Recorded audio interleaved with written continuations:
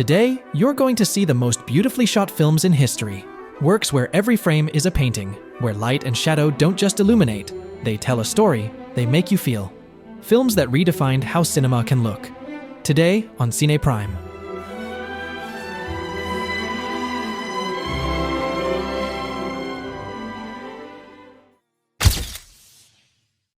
Blade Runner is not just science fiction.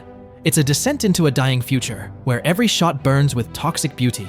Jordan Cronenweth creates a world where the rain doesn't cleanse. It only masks the rot. Neon lights, thick smoke, and shadows sliced by blinds. Everything is suffocating, beautiful, and agonizing. There are no empty shots. Every image teeters on the brink of collapse. Every frame feels like the last of a world fading away. The red eyes of the replicants, the giant ads devouring the sky, the reflections that never show the truth. This isn't an aesthetic, it's a warning. Blade Runner feels wet, industrial, infinite, but broken. The camera doesn't watch. It floats like a spirit trapped between humans and machines. Visually, there is nothing like it. Its atmosphere has been copied 1,000 times, but never equaled. It is the nostalgia of the future. Everything you see seems to carry history, weight, an old wound. And in the middle of that dirty beauty, the pain of existence, something even machines can't escape. A work that doesn't show a world, it senses it, and mourns it. Schindler's List stands out for its raw, almost documentary-like cinematography that makes us realistic witnesses of the horrors of the Holocaust. Every shot feels stolen from a painful memory. Janusz Kaminski builds images that don't seek beauty, but truth. The empty streets, the sunken faces, the smoke that envelops everything. There is a documentary coldness that paralyzes. The black and white hardens the image, makes it more physical. The ash floats in the air, the uniforms blend with the dirt on the ground, and the camera never hides. It stares straight ahead, like a forced witness. And then comes that red coat, a spot of color that offers no relief. It points. It highlights the unbearable. The cinematography doesn't beautify the horror, it strips it bare. Every frame feels weighed down with enormous responsibility, not to forget. There is no spectacle, no tricks, only a gaze that records what no one should ever have seen. Kaminski doesn't aim for cheap emotion, he aims to leave a mark. And he succeeds. What you see in Schindler's List doesn't fade. It stays, like a well-filmed scar. The Seventh Seal is a visual conversation with death. Ingmar Bergman, with his camera and Sven Nykvist behind it, creates a universe where light and darkness fight in every frame. The cinematography here doesn't just document. It dives into the human soul, full of doubts and fears. The vast plains of Sweden seem to crumble under a grey, heavy sky. Faces, lit with a precision only Nykvist can achieve, feel close and distant at the same time. Every glance, every gesture is imbued with a gravity that weighs. And the famous chess game with death. It's not just an iconic scene. It's the visual representation of human existence at its ultimate dilemma. The camera captures the stillness and despair of that moment, without hurry, letting death approach slowly. The Seventh Seal is a work where cinematography doesn't seek to please. It seeks to torment.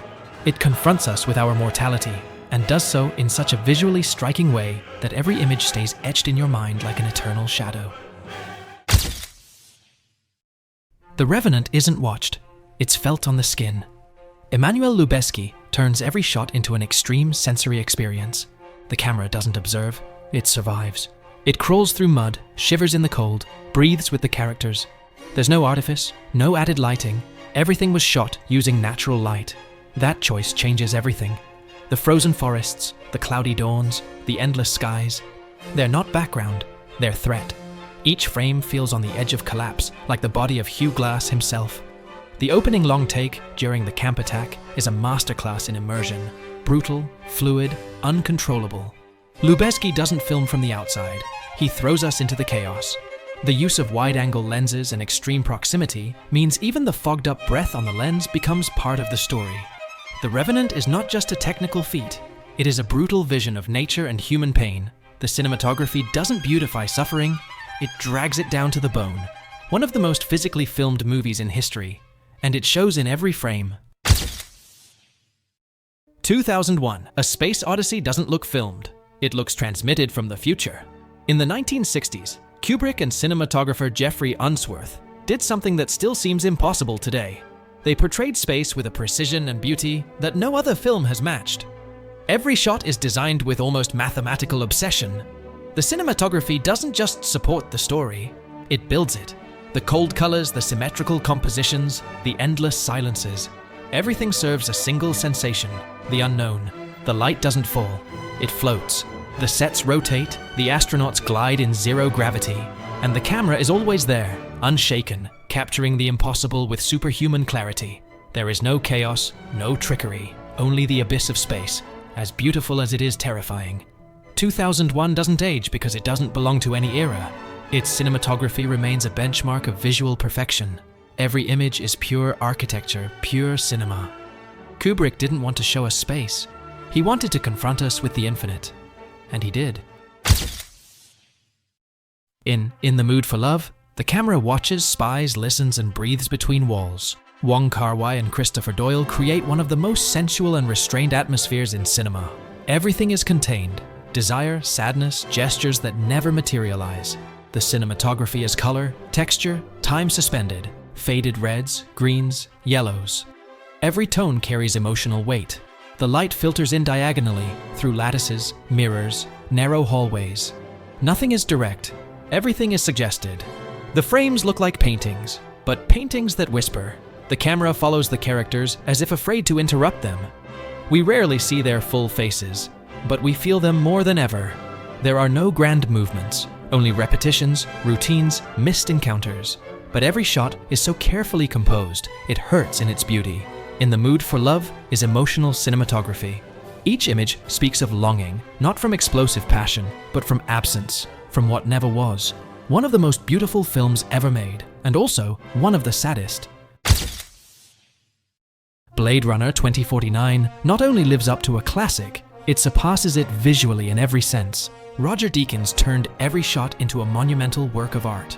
There isn't a careless frame or a single light placed by chance. Everything has weight. Everything stuns. If the original was visually revolutionary, this sequel takes it to another level. More ambitious, more sophisticated, more devastating. Here, science fiction isn't just a genre. It's pure atmosphere, a symphony of neon, shadow, and desolation. Each color, the orange of Las Vegas, the electric blue of artificial rain, the dirty gray of dead cities, builds a world that is both beautiful and terminal. A place where beauty is cold and lonely. Deakins doesn't light, he sculpts with light. Villeneuve doesn't direct a blockbuster, he constructs a visual elegy about the soul, the synthetic, and memory. Blade Runner 2049 is one of the most visually stunning films ever made, and without a doubt, the most powerful of its decade. A cathedral of images, a landmark in the history of cinematic photography. The Tree of Life doesn't tell a story. It throws you into a sensory, poetic, cosmic experience. Emmanuel Lubezki, in a state of absolute grace, delivers one of the most astonishing cinematographic achievements ever captured on film. The camera doesn't observe, it floats. It moves with the gravity of memory, the fragility of childhood. Everything is natural light, free movement, intimate shots that feel like breath. Lubezki turns the everyday into the sacred. A hand underwater, sunlight filtering through leaves, a fleeting gaze. But Terrence Malick doesn't stop at the intimate. The film leaps from the domestic to the birth of the universe. And visually, it achieves this effortlessly. From galaxies to the origin of life on Earth, every image is a revelation. There is no artifice, only light, body, soul. Cinema in its purest form. The Tree of Life is a symphony of images that traverses time, memory, and the divine. A work that isn't explained. It's contemplated, felt, remembered. Some films stay in your eyes. Paris, Texas embeds itself in your soul. With one of the most powerful and emotionally charged examples of cinematography cinema has ever seen. Robbie Mueller doesn't just seek beauty, he seeks meaning. Every frame is carefully composed to reflect the character's emotional state. The desert, the roads, the motels, all seem like parts of Travis's soul. The use of color is precise, symbolic. Warm tones contrast with a cold story. Aggressive neons, landscapes scorched by the sun, endless skies crushing the characters with their emptiness. There are no stylized filters or digital effects, just camera, natural light, and a sensitivity that borders on painful. And the light? Always intentional. It doesn't illuminate. It reveals. In the booth, Jane's face appears in fragments, reflected, broken. Travis, in shadow. Nothing is accidental. Every frame is an emotional portrait. Paris, Texas proves that cinematography is not just about aesthetics, it's narrative, it's emotion. And here, it is simply unforgettable. Barry Lyndon has the greatest cinematography in the history of cinema. It redefined what was possible with a camera. Stanley Kubrick and cinematographer John Alcott didn't film a movie. They painted a moving work of art. Every frame looks like it came from a museum. Composition, light, color, everything reaches a technical and aesthetic level that remains unmatched to this day. Shot almost entirely with natural light or real candles, the film required special lenses developed by NASA. This made it possible to capture interiors with a unique, intimate atmosphere where darkness is not a flaw. It's texture, it's truth. No artificial light, just pure reality and an impossible beauty. The frames are perfectly symmetrical.